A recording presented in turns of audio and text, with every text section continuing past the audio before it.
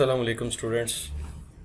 आज हमारी क्लास है बीकॉम पार्ट 1 और इसमें हम सब्जेक्ट देख रहे हैं इकोनॉमिक्स का। आज हम देखेंगे कि एग्जामिनेशन पॉइंट ऑफ व्यू से इकोनॉमिक्स के वो कौन से इम्पोर्टेंट क्वेश्चंस हैं जो कि पेपर में आ सकते हैं और अगर आप उनको अच्छे तरीके से तैयार करें तो ये आपके लिए पेपर में बहुत ज़्यादा हेल्पफुल साबित हो सकते हैं। तो आइए देखते हैं कि 10 क्वेश्चंस जो कि एग्जामिनेशन 2020 में आने के चांसेस हैं, पॉसिबिलिटीज़ हैं, वो कौन कौन से हो सकते हैं। तो इसमें पहला क्वेश्चन जो है वो है compare Robbins and Marshall's definition of economic, which one is better. Number 2 question है critically examine liquidity preference theory of interest. Number 3 critically examine Ricardian theory of rent. Number 4 critically examine the marginal productivity theory of distribution. और number 5 है define an indifference curve, state and explain its properties. अब अगर सिर्फ इन 5 questions को अगर आप पहले देखें तो इसमें ये जो पहला क्वेश्चन आपके पास है रॉबिन्स एंड मार्शल डेफिनेशन वाला, ये बहुत ज़्यादा इम्पोर्टेंट है। इसको आपने बड़े अच्छे तरीके से तैयार करना है, इसके पेपर में आने के चांसेस ज़्यादा हैं। तो आप इस पहले क्वेश्चन को आप ज़रा अच्छे तरीके से तैयार कीजिएगा।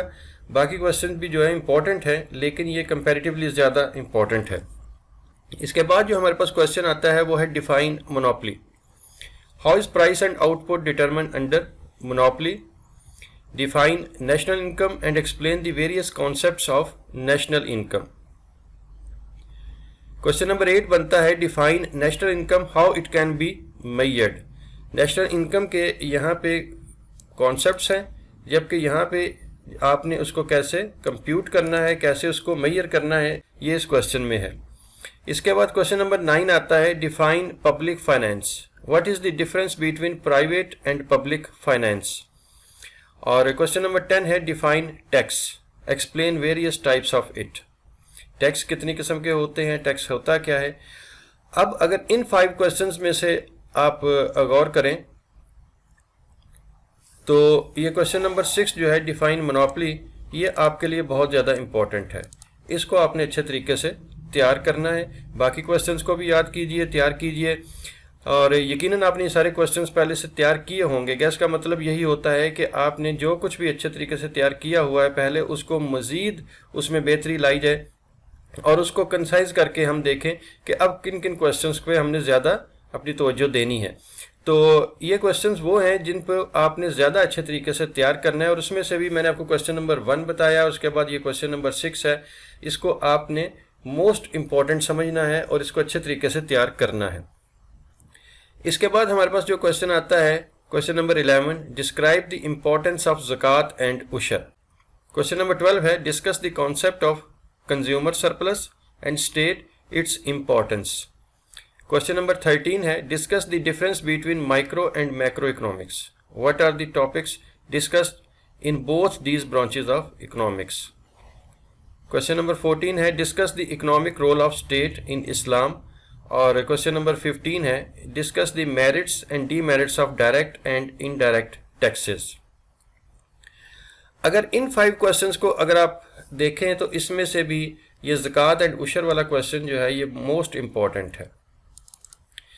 और उसके बाद अगर आप देखें तो ये क्वेश्चन जो है माइक्रो एंड मैक्रो इकोनॉमिक्स वाला और इकोनॉमिक रोल ऑफ इस्लाम, ये भी किसी हद तक इम्पॉर्टेंट है लेकिन कंपैरेटिवली क्वेश्चन नंबर 11 से। लेकिन वैसे तो ये सारे ही इम्पॉर्टेंट हैं, आपने सबको अच्छे तरीके से करना है।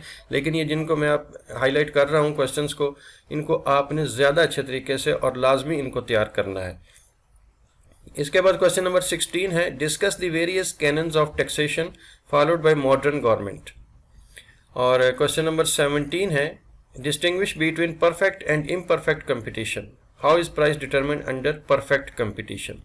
Question number 18 explain the law of diminishing marginal utility with the help of schedule and diagram. Question number 19, give the practical importance of elasticity of demand. What are the determinants of elasticity of demand?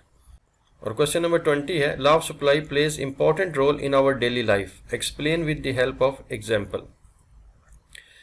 इसमें से जो question number 17 है, perfect and imperfect competition, ये comparatively ज़्यादा important है, इसको आपने अच्छे तरीके से तैयार करना है।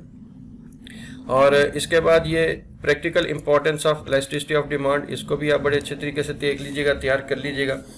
तो ये 20 क्वेश्चन मैंने आपको बताए हैं। इन 20 क्वेश्चंस में से उम्मीद है इंशाल्लाह पेपर में क्वेश्चंस आएंगे, और अगर आपने इनको अच्छे तरीके से तैयार किया हो तो ये आपको अच्छे नंबर दिलवा सकते हैं, आपकी ग्रेडिंग बेहतर हो सकती है और आपका जो एग्रीगेट रिजल्ट है उसमें बहुत ज़्यादा बेहतरी आ सकती है।